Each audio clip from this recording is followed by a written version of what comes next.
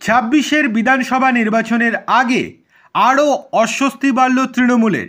এবার তৃণমূলের এক হেভিওয়েট বিধায়ক সহ 18 জন তৃণমূল নেতার বিরুদ্ধে বড় পদক্ষেপ নিতে চলেছে কেন্দ্রীয় তদন্তকারী সংস্থা সিবিআই সূত্র মারফত খবর, যে কোনো মুহূর্তে তাদেরকে গ্রেপ্তার পর্যন্ত করা হতে পারে। বলছে কারা? সংবাদ সংস্থা পিটিআই। কি হয়েছে চলুন বিস্তারিতভাবে জেনে নেওয়া যাক। 2021-এর ভোট পরবর্তী হিংসা মামলায় বেলেঘাটার বিজেপি কর্মী অভিজিৎ সরকার খুনের ঘটনায় সাপ্লিমেন্টারি চার্জশিট জমা দিয়েছে কেন্দ্রীয় তদন্তকারী সংস্থা সিবিআই।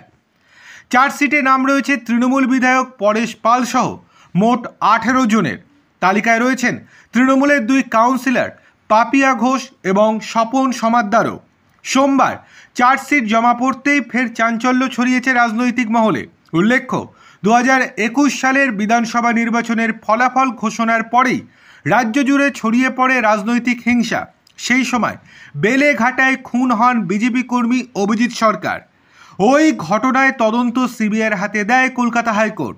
সিবিআই প্রথমে একটি চার্জশিট জমা দিলেও তদন্তে উঠে আসে আরও কিছু তথ্য। তার ভিত্তিতেই এই দিন অতিরিক্ত চার্জশিট বা সাপ্লিমেন্টারি চার্জশিট জমা পড়ে আদালতে।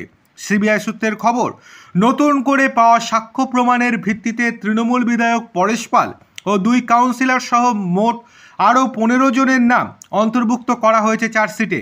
সব মিলিয়ে অভিযুক্তের সংখ্যা এখন দাঁড়িয়েছে 18। এই 18 জনের বিরুদ্ধে আদালতের নির্দেশ পেলেই তাদেরকে নিজেদের হেফাজতে নেবে কেন্দ্রীয় তদন্তকারী সংস্থা সিবিআই।